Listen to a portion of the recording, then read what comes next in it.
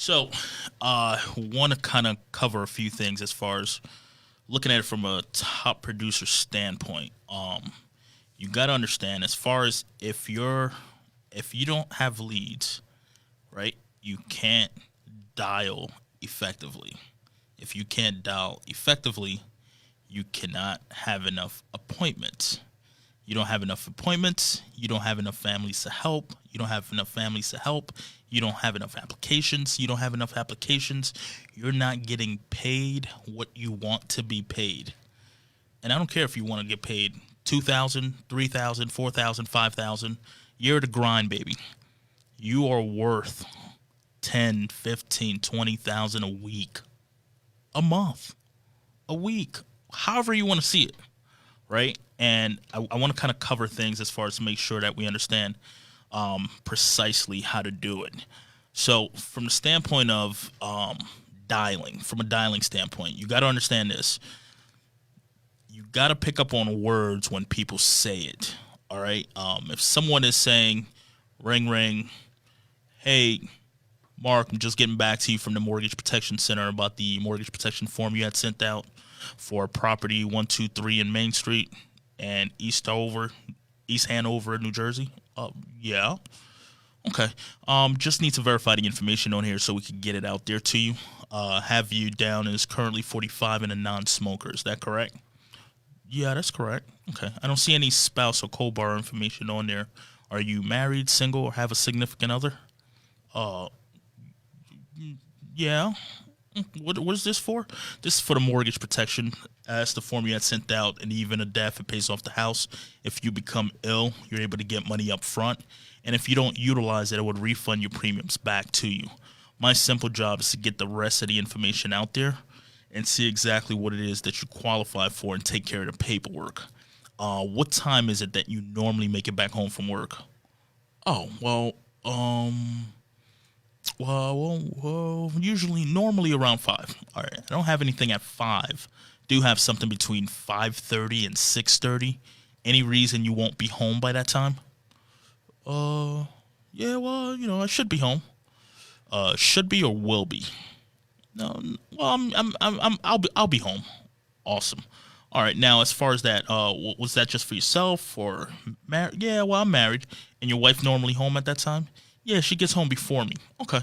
Well, listen, just make sure you let her know. I will need to see the both of you. All right. And like I said, my simple job is to go over options and take care of the paperwork. But let her know I'll be there so that way she's not trying to throw a frying pan at me or anything like that. All right. All right. No problem. All right then. Now, what color's the house? Just so I know when I get there. It's blue with white shutters. Awesome. And is it okay to park in the driveway, or would you prefer I park in the street? The drives are pretty full, so you could park in the street. Awesome. All right, then. So I'll be there between that time. Just give me that time frame, so that way, just in case I get in to any type of traffic or anything like that. But I'll definitely be there between that time. Okay. Oh, all right. Awesome. See you guys then. So that to me is a solid appointment. See, you're taking away the fluff. If they're saying, hey, should be, or maybe, or anything that's not absolute in my eyes, then I'm not booking them. But if you're desperate for appointments, you would go with stuff like that. And that's why I say, hey, have a good amount of leads, right? Because it'll be way easier on the phone. Because the thing is, could you buy, 50-cent lead, dollar leads and all that? Absolutely. Will you sell them? Absolutely. Will it be more of a struggle to set the appointment and so forth? Yes. Because that's not something that's in the forefront. Maybe it was from 6 months ago rather than 6 days ago. So you got to understand those differences, and that's if you don't have much to overcome. If you don't have much to overcome, what ends up happening is you book the appointment way faster, less rebuttals on the phone. And as you're doing that, it's just like, all right, cool, I could do that. Same thing for final expense. Hey, I'm just getting back to you from the final expense center. Just need to verify this. You ask questions to stuff you already know the answer to. So when I'm verifying address, they already know that's their address. So they're going to say okay. When I'm verifying age, they already know their age. So they're saying okay. And then they're used to saying okay. So when I'm saying, hey, my simple job is to just get the rest of the information out there to you and take care of the paperwork, then they're like, okay, because they're already used to it. I already have them. I'm selling them, over and over and over again. Now, as far as mindset when you get in the house, you got to understand this, right? You're there. They thought of it, because they sent the form out, and they're just meeting you. So you have to not be the reason that they're not covered. And what I mean by that is you do your absolute best, obviously, to educate them, right? To help them make a good decision and be able to kind of take it from there. Because what's going to end up happening is as you're going through your in-home, and again, I think one of the, you have a lot of different in-homes all over the place. I would study as many of them as possible. Like, especially what I was doing early on was I've listened to this person and that person, and I'll have 5 different styles in one, and I made it my own. Because what one person is comfortable saying, I may not say. What this person is, thinking, hey, this works a lot for me. I just don't know if I'll be in their position to be able to do that. So as I'm doing that, as soon as I come in, I'm talking to them a little bit as far as, hey, how you doing? Yeah, name's Jonathan Porcena. Yeah, I'm from the Mortgage Protection Center. I'm here to kind of go see exactly what's going on, see what we'll be able to help your family with. A little bit of rapport building. I ask them, how long they live there. Do their family live close by? That type of stuff. And I tell them about myself. I'm like, yup, married, children, 3 teenage girls. That's never easy. And, we kind of find common ground as far as that goes. I let them know. I'm like, hey, listen, I service about 9 different counties. And, I see about 40 families every single week. So don't have much time for a lot, but we did make time for you. So let's make sure that you're all taken care of as far as that goes. And they're like, oh, okay, thank you so much. And they appreciate that. See, the thing is, if you don't let them know that you're busy, guess what? Yeah, let me think about this, and why don't you come back next week? Why don't you come back next year? Let's do next year. See, you never know where somebody's at. And the thing is, the more clarity you could give them on their situation, the better. Because that's going to help them make a decision. If I'm sitting down with Marcus and let's say Linda, that's the wife's name, I'm making sure when I walk in the door, I am shaking everyone's hands. All right. Trust me when I say this, I've learned enough of having some sideline haters. So you want everyone to be on your side. I don't care if they're 2 or 102. I'm like, hey, how you doing? I'm Jonathan. Hey, how you doing? I'm Jonathan. Everyone gets that respect, right? And as you're sitting down, guess what? Now they're like, oh, okay. You're likable. You've become more likable in their eyes. And sitting down again, we talk about the families, we talk about this, we talk about that, and then we get down to business. I'm like, all right, so here's what we're gonna do here today. Like I said, mortgage protection, what it does is, in the event of death, it pays off the house.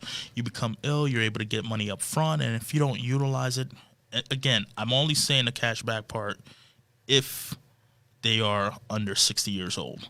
I'm like, yeah, and if you qualify, you may be able to get the cash back where, if you don't utilize it, you 100% of your money come back to you. So at that point, it's more of a for savings program than anything else. Oh, okay. Oh, that sounds cool. Yep. All right. So here's what we're gonna do. So I'm gonna go over a few questions, just kind of see exactly what the scenario looks like. I'm asking them, hey, well, how much is the mortgage for? Even though I know it's right there on the form. So I see a mortgage is for $148,000. Yes. And how long is that for? Is that 30 years? 15. No, it's 30. It's 30. Okay. How much are your payments? Payment is $1,200. Awesome. And what's the interest rate you have right now? Interest rate is 4%. Okay, cool. Now, how's you guys' health doing right now? My health. Well, I'm good. I'm good. I'm good. Well, I had gotten. What do you mean by good? I mean, any history of heart attack, stroke, cancer, brain aneurysm, anything like that? No. Okay. And taking any medication for anything? Have you ever been prescribed medication and not taken it? Um, Anything you started and stopped, or you were prescribed and never filled? And the reason I'm saying all that is because again, you're gonna have people. See, you could say it lightly and have people fess up later after you show them something, and all of a sudden they can't get it, or you get all the information right then and there. Less of a hassle. Less of someone getting declined and you having to go back there or anything like that. So, and I'm looking at them straight in their face. It's just like, like you're not gonna lie to me. You're just not. Oh, okay. I'm covering all bases. So, yeah. Well, I had gotten a little high blood pressure. I'm like, really? Okay, okay. How long ago was that diagnosed? And why are you still taking the medication? No, no, no, no. It's pretty controlled now. Awesome. Okay. Any other medication were you taking in the past? Any diabetes, cholesterol, gout, thyroid, anything like that? No, no, no, no. Okay, and ask the wife. No, no, no. I'm fine. Okay, cool. All right. And what kind of work do you guys do? Oh, I am police officer. Awesome. And wife is a nurse. Great. Okay, how long you guys been doing that for? About 3 years. And this one's been doing it for 5 years. I'm like, okay, awesome. And see, let me ask you guys. So as far as this house go, do we plan on being here the next 30 years? Well, I don't really know. See, and here's my reasoning behind asking that question. It's just more understanding where their mind is at. Maybe they would say, hey, we don't really need protection for this because we're leaving here in the next 3 years, 5 years, and we'll just get it when we get to the new house. So I want all these objections kind of up front, and or better yet, not at all, because I know the information and what to guide to kind of better help them. So, no, no, no, we plan on being here, at least 20 years or so. I'm like, okay, cool. And who else lives here? I want to know everybody that lives there. Well, it's us and our two kids. How I want to know how old they are.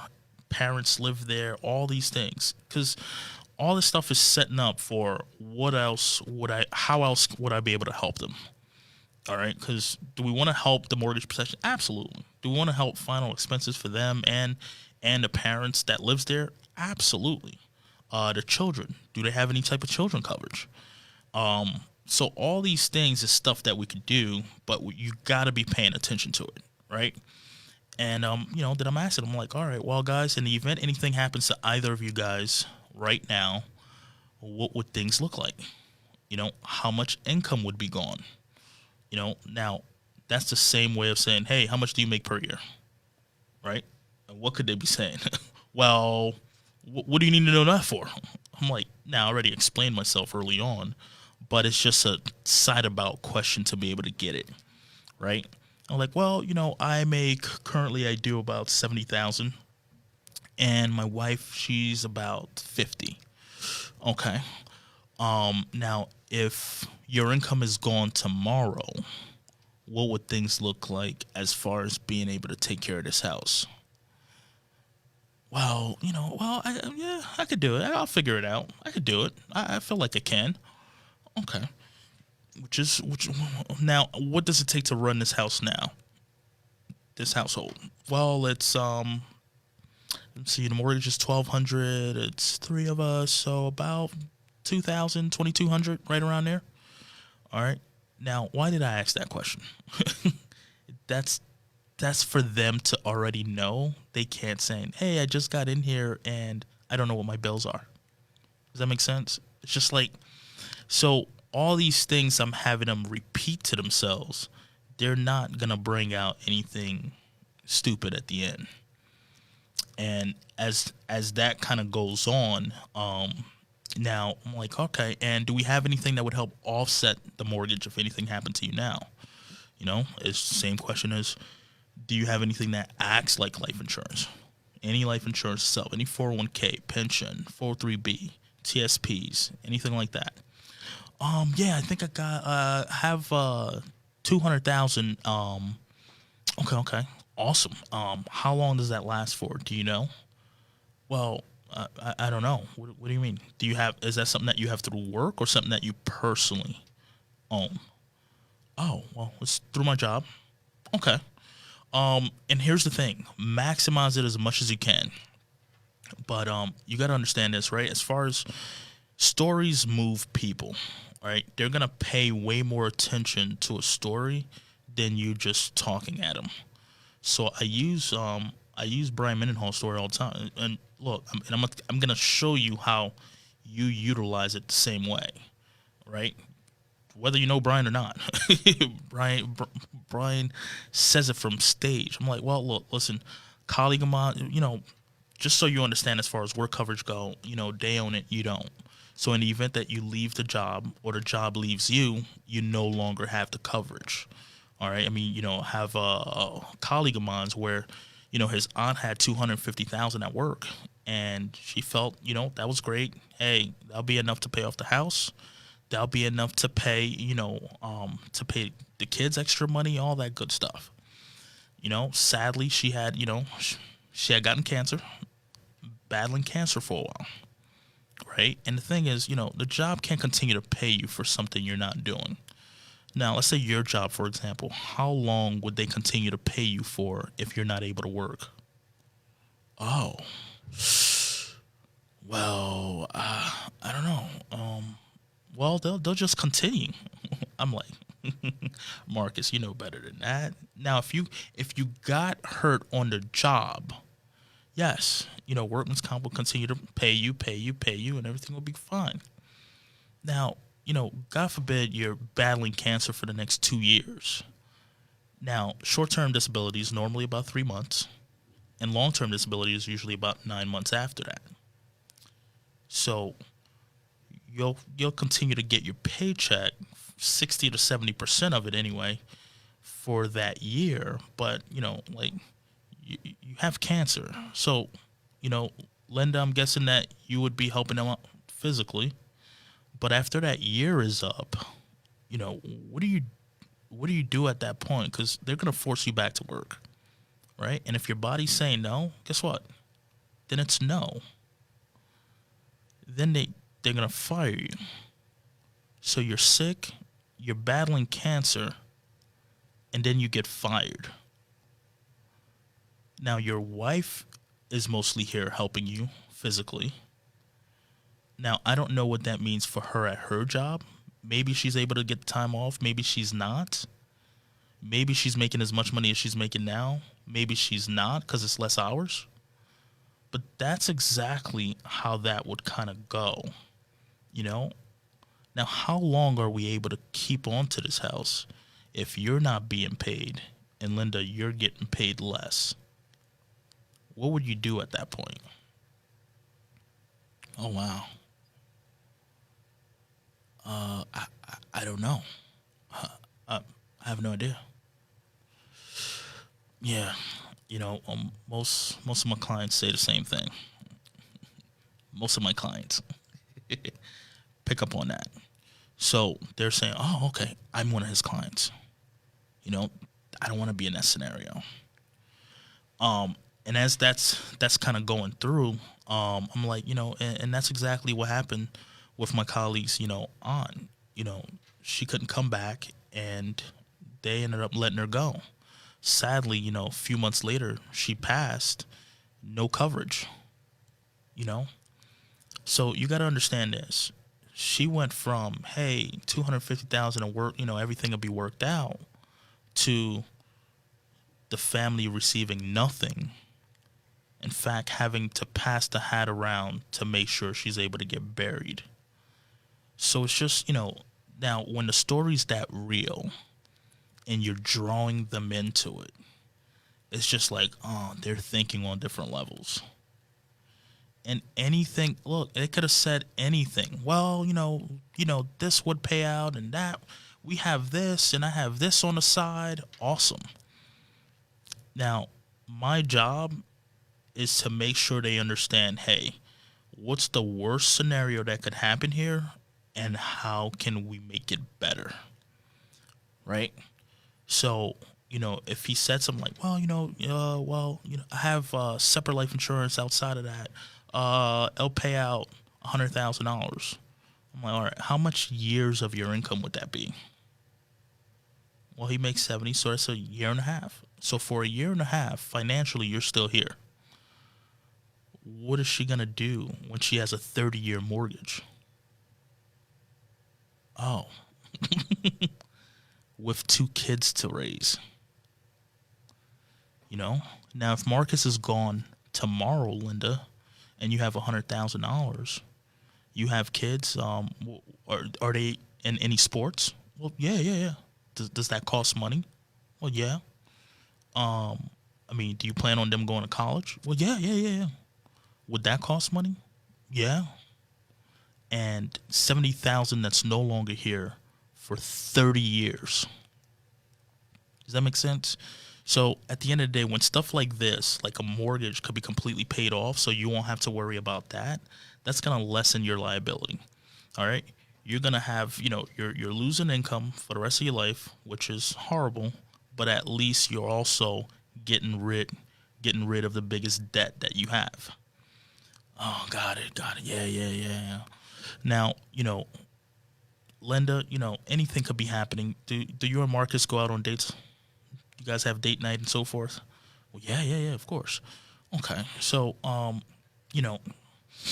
you're out on date night and, like we got kids driving nowadays, adults driving nowadays. People are texting and driving. People are drinking and driving. People are drunk, texting and driving. And, you're coming from, your favorite restaurant and boom, you just got T-boned on the side. Now, Linda, unfortunately, you didn't make it. And Marcus, all of a sudden you became disabled. So you lose Linda's income and you no longer could work. How would you go about keeping this home? And I wait. So the reason I make my voice the way I do and I pause the way I do, I want it to set in, and it needs to set in, or there's no decision that'll be made. Now, when you're saying that, I'm like, oh, wow, I don't know. Where would you live if you can't live here? Well, I guess I would move in with my parents. I'm like, okay, where are they out of? No, they live close by. Do they have enough room for you? No, it's a small house. So it's you and 2 kids. And you're telling me that the kids are, kids right now are 11 and 7. Yeah. So how would that work? If you don't have enough space for everybody, where do you sleep? Oh, well, we make room. Make room? What would be easier? Sleeping on the couch in the basement or staying in the comfort of your own home? Well, my own home, of course. Exactly. But how do we go about making sure that happens? Well, that's why you're here, right? And that's the point I need to get them to, all right? Because they need to know that this is very real. Now, I don't care how old they are. They could be in their 20s. They could be in their 30s. See, here's one thing everyone would always agree, that their number one asset is their ability to make money.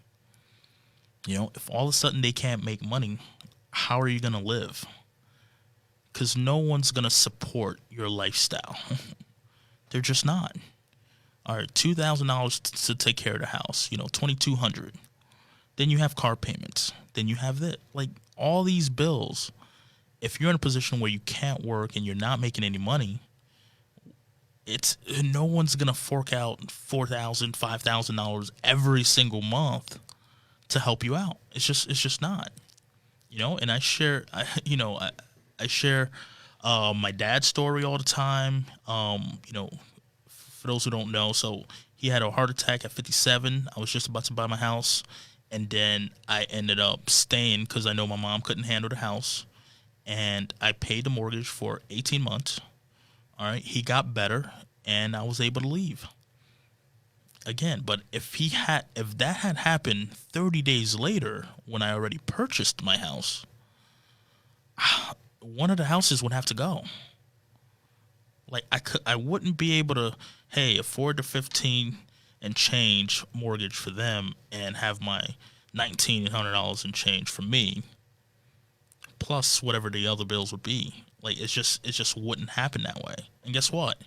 I'm third of six, right? The other two older ones couldn't help, and the younger ones were young.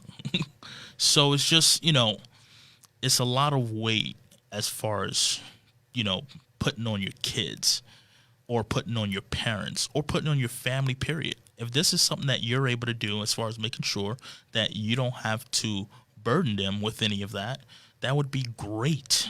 Does that make sense? They're like, yeah. And I'm always saying that. I don't know how many times I go through the house saying it. Like, I didn't realize I said it as much until as I'm leaving. I'm like, you have clients telling me like, yeah, that makes a lot of sense. Yeah. No. See, you're always saying it. I'm like, that's because it makes sense, right? And that's just how it is. So after going through all that, I'm like, all right, guys. So here's the thing. This is a non-medical program. They're gonna look at your MIB, look at your prescription, surgeries, driving record, and then kind of see exactly what can be done. I'm gonna go over some options, and we're going to choose one that fits your needs and your budget the best, all right? Then we're actually going to get you approved and everything squared away today, so that way you don't even have to worry about any of this stuff. Oh, okay. I'm quoting things out, I'm showing it what it'll look like for both of them, because obviously I just established that either way it goes, there's an issue there, all right? And as I'm putting all that stuff down, hey, let's just say, Marcus' payment is $125 a month, and Linda's payment is $98 a month. So after going to, and again, I go line by line. So, and even if you're deaf, Marcus, this $148,000 will be paid off completely. All right, no mortgage for Linda and the kids to worry about. Now, if you die by accident, not only would they pay the $148,000, they will pay an additional $74,000 on top of that. All right. Not only that, we're not done yet. Outside of that, if you die by common carrier, meaning if you die on a bus, train, plane, ship, anything like that, you're able to get an additional $74,000 on top of that. All right. It's just putting your family in a better position. Now, cover you for critical, terminal, and chronic illness. So those are your living benefits. You become ill, you're able to get money up front. So whether you're utilizing that to pay the mortgage or utilizing that to pay for treatment, that's entirely up to you. All right? And if none of that stuff happens, all right, you're going to get refunded 100% of your money back. Now, I know I do it for 25 years because the money they're going to, so you're going to get this much back here. All right, when nothing happened to you. Now, if something happens, so it's a guaranteed payout situation. So it's either you pass, and it's a tax-free check to Linda and the kids. All right, house is taken care of. You become ill, you're able to get money up front, or nothing happened to you, and it's a tax-free check back to you. All right. Now, that for you will be $125. For you, Linda, that will be $98. Now, any reason, we're gonna go put, check your MIB and all that stuff, get all that stuff in, see if we can get you approval. Now, once it comes, any reason you feel like you can't save this $28 a week, No, no, I could do that. And Linda, yours is $24. Well, no, this is even less than that. It's just $23 a week. No, I could do that. So you're saving these individually, so that way the other would not have to pay this mortgage by themselves. All right, no worrying about, hey, where the kid's gonna sleep. No worrying about, you know, do I have to live with my mom? I don't know how the situation is. I love my mom to death. Don't get me wrong, but I like my own space. But these are the things that happens. I'm like, all right, just need your I need a driver's license and a voided check. Then I'm going. Then I'm going. But you're not gonna have much pushback. And the thing is, and the bigger your premiums are, the more you got to make sure you have that much more clarity. Because people, as soon as they're seeing, hey, this is going to cost me something, it's human nature to see if they could do it a cheaper way. Well, she'll get what I need, what I get at work. No, we already dealt with that. They already heard that story, so they know that's not something that that they could even rely on. Well, the insurance policy I had that my mom had gotten for me. They already know all that. All those things are completely done. Make sense? So when it's nothing but clarity here, then people move. People move. And worst case, I mean, if we need to look at something a little bit less, then we do. But I'm not trying to put them, hey, 50% of, like, to me, anything from like 80 to 150 bucks, I believe it's a no-brainer. Like, you don't tell me you won't save that for your family. That's just craziness. Now, when you start looking at $300, $400, $500 a month, then that's a different story. It's just like, all right, how do we make sure we're doing the absolute best thing we can? And people, I mean, look at people's body language, man. I'm telling you, people will tell you if they're comfortable or not comfortable. But that's how you could sell a whole bunch of insurance, by just doing that. I've always said this. I'd rather, I like I like to make money at the service of others. If I'm serving people, I feel great. I go to sleep at night. I'm like, man, how many families did I put in a good position today, this week, this month, this year? And you feel great about it. But then, like, I don't want to be in the mortgage business. I had to charge people to make money. And it didn't always feel good at night. But it was, it was my family or theirs. Now there's a mutual gain. I serve them. I go out my way to make sure they're okay. And, my family, I have everything I need. But yeah, so outside of that, so I'll jump into a little bit of final expense as well. Final expense, I think the biggest thing you're gonna get, especially with older folks, is I need to talk to my kids. And here's how I handle that. As far as the kids situation, I just kind of, I'm like, well, is he or she's gonna be paying for this policy? Well, no, no, no, no. I just I just want to see their thoughts on this. I'm like, all right, Mr. Rogers. So I get what you're saying, and here's what I'll tell you. All right, I am third of six children, right? Third of six kids.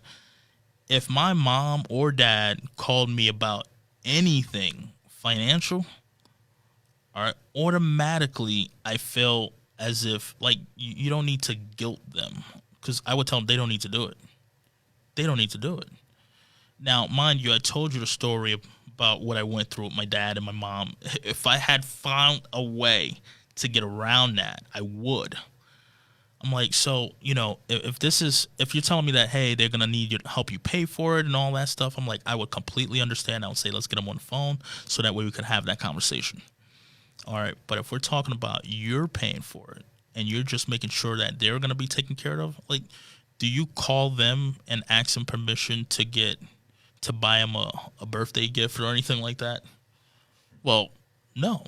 Okay, so this here that you're leaving behind for them, or to make sure that they don't have to worry about your burial, that's sort of like a gift. Does that make sense? Because They missed out on mom. They missed out on dad. They're missing. They're mourning their mom and dad. Then they have to come up with $15,000, $20,000 to take care of burial. Like, that's tough, no matter how you slice it. Make sense? So instead of them having to borrow money from the family, all right, and like, you have no idea how many families I sit with, like, don't even talk to family members anymore because they owe money over someone passing. So, I just vowed to myself that I will help that situation any way I can. So as far as for you, if this is something that's comfortable and you could actually get approved for this, this is something that you need to do. All right. No permissions needed or anything like that. Like, you leaving extra money behind for them. What do you think they're going to do? They're going to be happy they don't have to spend money at your funeral. That's one. And they're going to be remembering you, all right, like the person that died with dignity. Not that they had to come out of pocket and pay this or pay that. And that's what makes it easier as far as that goes. But anytime I'm explaining to them in that sense, it's just like that's a no-brainer. It's a no-brainer because they're not thinking, oh my gosh, well, because everything I'm saying is right. And if they have a pushback, they're gonna bring it out, and I want them to bring it out. Well, I was thinking about it. I got $20,000 in the bank. I'm like, got it. So name me one thing that could come up right now that you would absolutely utilize this money for. What do you mean? Nothing. No, this is strictly for my burial. Strictly for my burial. Then we're looking at a single premium whole life. Does that make sense? Let me show you how to make this 20 into 30, 40, $50,000. Assuming they can get approved. And then you go that route. Now, what if they're saying, well, I'm like, listen, you own this house, right? Yup. I'm like, if the roof right now collapsed and it's raining in your bedroom, are you not going to get it fixed? Well, I'll go. Assuming the insurance company don't cover it. Let's just say they don't cover wear and tear. Oh, well, yeah, of course I would use it. Okay. Now, all of a sudden, your car breaks down. What are you going to do? Have no car? No, of course I'll get a car. Okay. So now this $20,000 is down to $4,000, and it takes $15,000 to bury you. Now, why not put something in place, right, where you're paying $3-4 a day, and you never have to worry about it again? And here's the cool part, right? If you die, it pays $20,000 of natural death. If it's by accident, it pays out $40,000. Common carrier accident, it pays out $60,000. Now, and guess what? It never goes away. And the cool part is, the longer you live, as long as you're not taking this cash value out, it's buying what's called paid up additions. So it's paying out even more. All that, and guess what? As things come up, you take care of it. If you're able to save more and you have more money for them at that point in time, great. But at the end of the day, trust me when I say this, all right, you're winning, not the insurance company. You're winning. But they're going to be grateful for it. By all means, when they're calling me, I'll definitely make sure that they get these death checks. Make sure there's no problems, no issues. Just make sure they have my contact and the company's contact, and I'll make sure I'll take care of them all the way. Make sense? But as we're going through all these things, it's just like if you keep things simple, I promise you, like the more clarity people have, the easier it is for them to make a decision. Well, I don't know exactly what my bills look like. Yes, you do. In fact, look, final expense clients, older clients are very, very good at testing you in a sense. I would say they're good liars because they know exactly what they're getting. They know exactly how much they have at the end of the month, and they're not making a move without knowing exactly what they're going to need to do. And when you call them out on it, they're okay with that if you do it respectfully. I think the biggest thing I learned from Sean is when you're asking like, hey, permission to speak freely. Oh yeah, yeah. I'm like, well, you make this much, the bills are this much, there's this much room here. So, we know what this would do for you. We know what position it's not going to put your family. So, which one of these options fits your needs and your budget the best? Because we already know everything we need to know. Oh, well, yeah, well, I mean, that middle one's pretty good. And 9 times out of 10, they are choosing the middle, and it's just you got to give them options, as long as they know what's available, what they could get qualified for, then they're good to go. But that's pretty much that, man. I mean, any questions on that? I mean, that was awesome. One question, I know we got like about 4 minutes left here. What you did this past year, 2019, I mean, really record-setting numbers. And I think a lot of it had to do with just your goal setting. Can you kind of touch on that a little bit? And I think this applies to everybody, because not everybody on here wants to be the number one producer, but everyone has their production goals, whether it's Hall of Fame, whether maybe you did 100 grand last year and you want to do 200. Yeah. So can you kind of break down just that, the goal setting, the mindset behind it, and how that works on the production side? Okay. So I'll explain a little bit about how my mind works. So I'm a big fan of knowing it all, in a sense, right? And it's just like when I know the good, bad, side, whatever, I could go all out. So I knew it was gonna take work. The goal was actually to do 600,000. I know I wanted to be top 10. I had a goal of receiving at least $10,000 from Sean Mike as a producer bonus. I know from America, like I was chasing $40,000 in bonuses the whole year. Yeah, the whole year, and I surpassed it, which is great. But it's just like when you have all these little things that you're aiming for, and as like, oh man, I'm close to hitting this, check off the list. I'm close to hitting that, check off the list. Like you want to put goals that you're gonna fight for, and it doesn't have to be anything crazy. Like you said, I mean, if you're doing 100,000, you want to do 200,000. Well, I mean, I'll be honest with you. The easiest thing is double your lead flow, and right, and right there, run twice as much as appointments. So that's just simple stuff. But I've had so many goals put in place for myself. The year before, I wanted to do. I was calling it Red October because I wanted to earn my red jacket by October. And guess what? I just did the math backwards. How much would I need to get to be able to hit 400,000 by then? And I know, hey, I would at least have to average this much.